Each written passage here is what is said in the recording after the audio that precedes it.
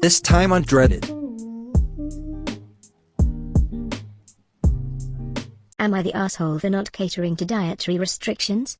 I, 36F, hosted a small gathering yesterday for the families on our street. I love baking and I've been trying to perfect baklavas of late, so I whipped some up for the party to gather feedback. Lots of these families have kids as well, so I made some homemade chocolate chip cookies too, since I know how picky kids can be. My 4-year-old son's a bit of a nightmare, haha, and thought that it would probably be a safer and more familiar option for them. One neighbor called me the night before to inform me that his wife has a nut allergy. I told him that was no problem, I'd be making chocolate chip cookies too and she was welcome to eat those instead. He went on about how much his wife really wanted to try the baklava, and asked if I could prepare some kind of nut-free variation for her. I explained to him that the nuts are a pretty important component of the dessert and making it without them would just be like eating dough. I also explained to him that baklava is very time and labor consuming to make, and I don't think that there would be enough people to justify making an entire separate batch. I reminded him again that I would be making chocolate chip cookies, completely nut-free, and that those took a lot less time to make, so I could easily make multiple batches throughout the gathering if I needed to. He and wife show up to the party and when I bring out the baklava tray, he eyes me before pulling me aside to ask why I hadn't made nut-free baklava for his wife. I reminded him that I never said I was going to do that, but she was welcome to help herself to the cookies. He then accused me of not caring about his wife's dietary restrictions, or not caring if she dies. I told him that I did care, and that was why I was willing to let her have some cookies, even though I had mostly made them for the kids. He went on about well she doesn't want cookies, she was looking forward to the baklava. Yeah, turns out he told her that I'd be making a separate nut-free batch. I pulled the wife aside and explained to her that I never said I'd be doing that, her husband made that up. She helped herself to a cookie but seemed a bit disappointed. Should I have just sucked it up and made a nut-free one? Am I the asshole for no longer letting my mother-in-law watch my daughter after she kept throwing away the food I sent? I'm a widower and have a 6-year-old daughter who's a very picky eater and got worse after her mother's passing. She loved her mother's cooking and refused to eat anything that isn't made by her mother. I decided to learn to cook her favorite meals that my wife used to cook, and my daughter has been loving my version of her mother's cooking. I recently started working a new job and my mill started watching my daughter 3 days a week. I have my sister helping, so I'm doing good. I prepare meals for my daughter to take with to her grandparents' house so my mill won't have to worry about what my daughter can and cannot eat. My mill complained about the meals I send and said I needed to encourage my daughter to eat from a variety of dishes. I already explained how my daughter is when it comes to food and that I'm already learning new dishes every week so it's not repetitive. So last week I discovered that my daughter has been eating only snacks for days at her grandparents' house. She told me this and I was confused. I asked about the meals I send with her and she said her grandma would take them from her hand once I leave, throw them in the trash can, then tell her to eat dishes she makes. My daughter refused and has been only eating snacks at that house. I was enraged. I confronted my mill and she said that she didn't find that me sending meals with my daughter was the right thing to do and wanted her granddaughter to eat her cooking and was upset that she refused. She said it's my fault her granddaughter doesn't want to eat certain foods and that I was spoiling her rotten with this behavior.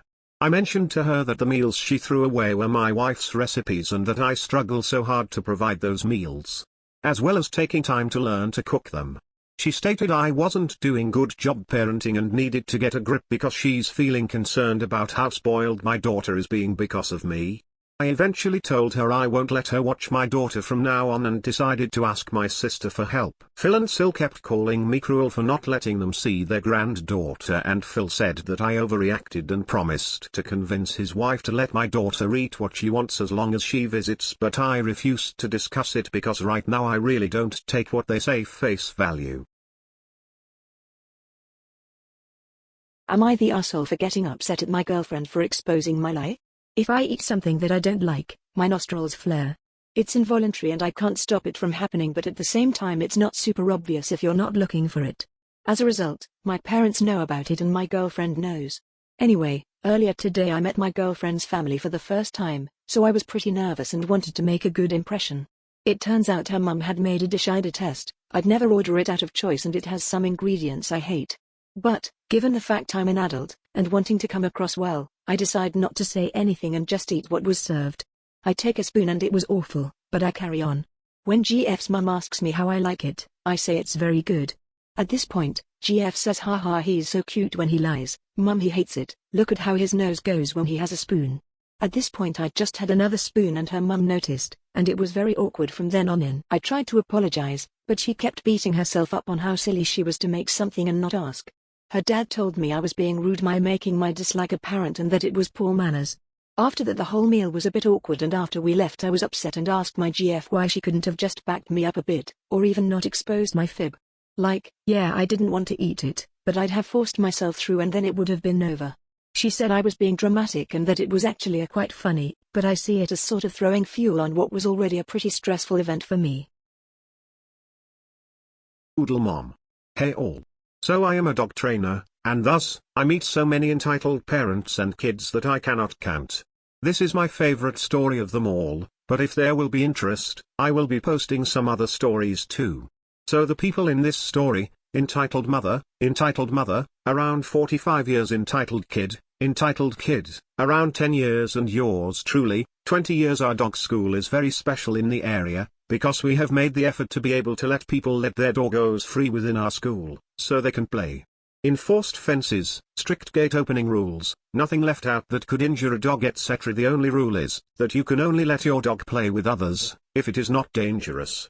We often deal with behavior problems, which is all right, but we ask those people to first come to our special class, so the dog can get more social exercises before playing with 20 to 30 other dogs. Many people actually choose us over the other local dog school because of this rule. We are also cheaper, very cheap. We don't actually make a living out of it, just get enough to once a year upgrade something, which is also important for this story. Entitled Mom arrives with entitled kid and a very young toy poodle. It was around the size of a small cat. We welcome them like everyone else, tell them the rules and encourage them to let the dog out of their arms and put it down. They do so, and the tiny poodle begins running happily. Until there are big dogs, small dogs, and they all are running. One of the golden retrievers run over the poodle. Literally nothing happens, the poodle doesn't even stop playing. This is very normal and quite cute to look at. M begins shrieking, screaming that her baby is being hurt. Now the entitled kid is also crying that her poodle is hurt. It was not hurt. But entitled kid comes and picks it up. We patiently tell her that she should put the poodle down, because it needs to socialize and this is a perfect time. That nothing happened to it, just played happily. M then tells us that she can feel dark energy coming from the golden retriever and that they will not out the poodle down until the golden retriever is held by her owner. Side note, that golden belonged to one of our favorite people, she was coming here for 4 years, helped a lot with renovations etc. and that golden couldn't hurt a fly. We tell her that only dangerous dogs have to be held on a leash when the playtime is going on. She tells us it should be the minimum, that we hold all bigger dogs so her baby can play with the smaller ones. We sigh and explain that everybody has equal rights to play here and her dog was not hurt. They refuse to put the poodle down, we sigh and leave it. During the entire class I can hear her shrieking about the other dogs, literal puppies, scaring her dog. The dog was not scared. After the class was over the playtime began again, and the woman was screaming. Entitled kid crying that her dog is hurt, again, it was not. At this point we have had enough of them harassing the other people, so we tell them sternly, that everyone is paying to be here, so deserve to have playtime and if they are that scared of other dogs then they are welcome to hold their dog the entire time or leave. She begins telling us that this is outrageous and also, she paid a lot to come here. At this point I laugh at her and tell her that she paid around €2.5 for the entire 1.5 hour of playing, training and personal help, so she is welcome to go to the other dog school for €6 45-minute classes where nobody is allowed to let their dogs go. She huffs and puffs and puts the poodle down, saying she cannot feel the dark energy anymore, because the golden left. I inform her that she did not, she is just behind the building training jumps with her owner. She got mad again and picked the poodle up. My German Shepherd has a great emotional connection to me, she knows when I hate someone and she begins to hate them too. I had her by my side because we were about to start our personal training. My dog began growling at her and she, again, began screaming that my dog is dangerous and should be put down. At this point, I began to get very angry. I told her that she is free to leave and escorted her and her crying entitled kid to the gate. We still mention this woman as the makeup monster because she had so much makeup on. I wouldn't recognize her without it. Entitled kid hurts an aggressive service dog. Entitled parent goes supernova. Police are called. I recently saw a story about entitled kids and horses, and it reminded me of an incident that took place at the end of 2019, pre-you-know-what. Backstory. A close friend of mine was adopted by a lovely old couple who had already adopted a girl who had been blinded, and had major scarring around her eyes. Important. The couple also had big dogs, the latest generation of which was a cross between a half husky, half German shepherd, that had had puppies with an Irish wolfhound. So very big, very hairy, and absolutely gorgeous doggos. They had one of these puppies trained to be a blind assistance dog for their blind daughter, as well as being trained for general help around the house. During this process the dog got very close with the blind girl and very protective. Important. Anyways, on to the story. Cast: B, my friend. Z, the blinded girl, my friend's adopted sister. F, friend's adopted father. M, Karen, entitled mother. Entitled kid. Me. E, service doggo. The incident. I had gone round to B's house to see her and to get her help with some schoolwork I was doing.